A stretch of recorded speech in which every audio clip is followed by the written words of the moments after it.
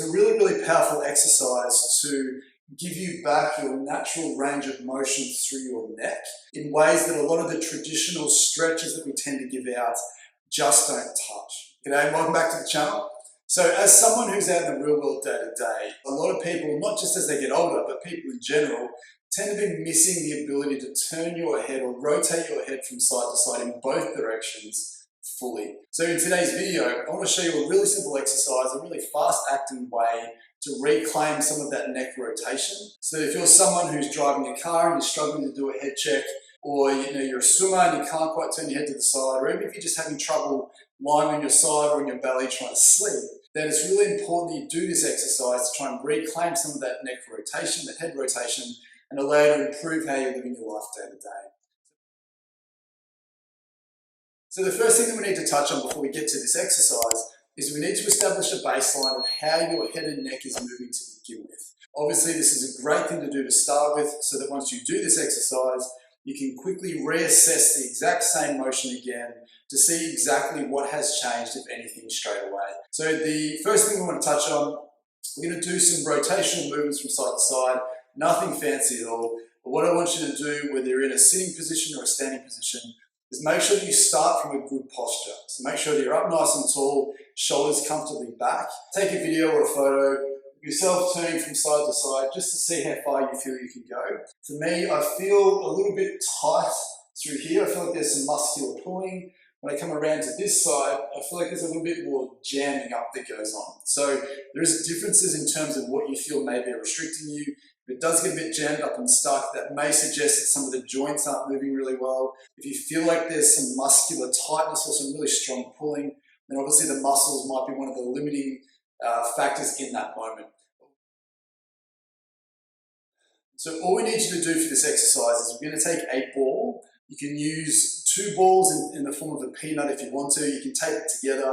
Doesn't matter what type of ball that you use. You can use a tennis ball, lacrosse ball, baseball, cricket ball. All that I ask is that you choose a ball and a surface that you feel is comfortable for you. So what we want to do basically is take the ball, we're going to press the ball into the top section of your neck.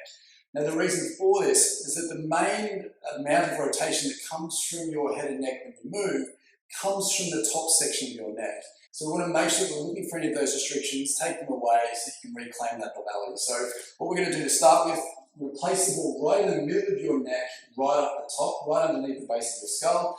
We're just going to get you to lie down or lean up against the surface that you want to be on. And what I'll have you do here is I'm going to get you to turn your head slightly to one side to begin with. Now there's going to be some muscles that attach from your skull to your neck that might feel a little bit tight here.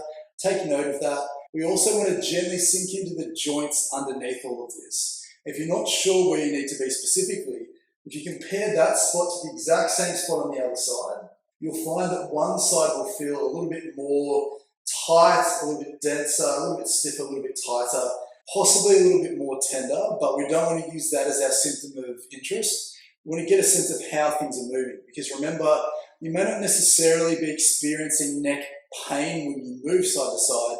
We're just dealing with rustiness and tightness. So it's really important to make sure that we're following where you feel the most restriction tends to be, not just where you find the most tenderness, because they could be opposite sides. So all we're going to get you to do here is going to get you to find a spot that feels a bit restricted, and then we're going to get you to stay here. We're going to get you to let the ball sink in a little bit, let the joints sort of move and separate, get the joint capsules to give a little bit. We will be capturing some of the muscle tissue underneath this. It's kind of like a little bit of a trigger points exercise as well. But then what I want you to do after a while is if you just try and gently lift your head up off the ground a little bit and squeeze those muscles, so tense the muscles in your neck and head. I want to try and do a proprioceptive neuromuscular technique or a contract relax technique where we're on the joint to begin with, you take your head off the ground a little bit, try and squeeze everything, clench your jaw, do whatever you need to do, hold that for 5 to 10 seconds to get the muscles to tense up, so that when you relax, you should feel like those muscles give a little bit more. You might find the ball sinks in a little bit further. Stay here for a couple of minutes or as long as you feel you need to. Be very respectful, don't go any harder than you feel comfortable, and then keep repeating that process down sort of halfway down to your neck. And then obviously do both sides if you need to, but start on the one side to begin with, almost like that upper quadrant of your neck, the top 2 or 3 levels on that one side. And once you've done that, then just repeat the same movement again. And what I can find already is it automatically feels like there's less resistance to turn side to side. Now I did this side, so if you can imagine there's a handbrake here, as my head turns around, everything needs to open up through there. So if the joints and muscles are stiff, it just doesn't let me move around. Same thing, go back the other way. As I close down those joints, if they're already stiff, then they're going to jam up a little bit more because they don't have that natural give in the joints to slide across each other and express that normal rotation movement. It's a really, really powerful exercise to give you back your natural range of motion through your neck in ways that a lot of the traditional stretches that we tend to give out just don't touch. Because a lot of traditional stretches are more muscular-based stretches, but if there's a rusty joint underneath, you're only going to make so much progress, and then that muscle's just going to tighten up again because we haven't addressed that underlying problem.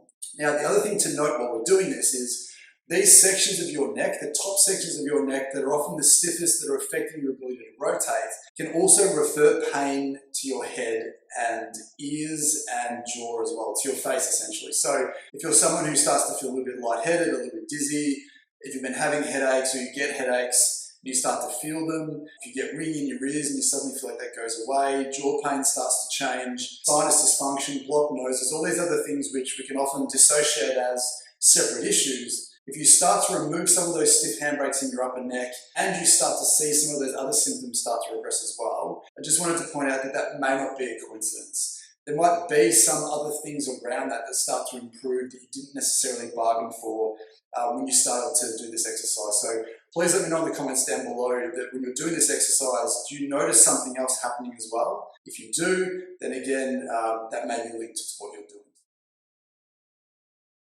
But as we always do on the channel here, it's not enough for me just to give you an exercise to hopefully help an issue that you're dealing with day to day. We need to have a very adult conversation surrounding why that part of your neck, why there's very specific parts of your neck that you're finding with the ball are stiffer and tighter than other parts of your neck, why maybe your left side is stiffer than your right side, maybe one joint is stiffer than the one below it.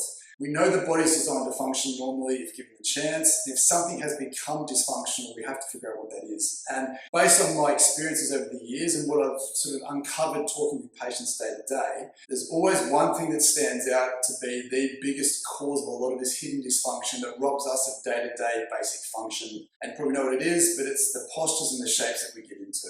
So posture is such a controversial, dirty word in a lot of ways because it's very hard to link bad posture to pain, but we want to have a conversation here regarding bad posture and the things that are causing dysfunction which can lead to pain. So we're not talking about pain here, we're just talking about why things are becoming stiff, tight, and dysfunctional. You can see a lot of really powerful clues if we start to look at the shapes and the positions that you put that part of your body in day to day. If you're someone who has to look down a lot day to day, whether you're using a laptop, whether you're playing instruments, whether you are writing, reading a book, reading a newspaper, working on a desk, whether you're someone who sits back into a chair a lot and reclines, and by extension to see what's in front of you, you now have to bend your neck.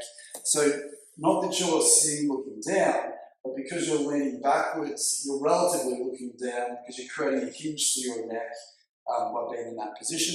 There's a very good chance that you're looking down enough to create a hinge through that part of your neck that over time your body is reinforcing against that excessive load to support that shape where you're hinging through that section and then either looking to one side or the other side to really bias that part of your neck. I genuinely hope that was helpful. I hope that perspective gives you that aha moment that really helps you improve this day to day. As I said at the start, this may not necessarily hurt you, it may not necessarily be top of your list of things to work on, but it's something that you deserve to have. It's really important that you have a set of tools and a perspective to try and get that to decrease and disappear long term. So again, if that was helpful, let me know. Please consider subscribing, like the video if you found it useful. Perhaps leave a super thanks if you found that this was worthwhile. But with that being said, we'll see you in the next one. Bye.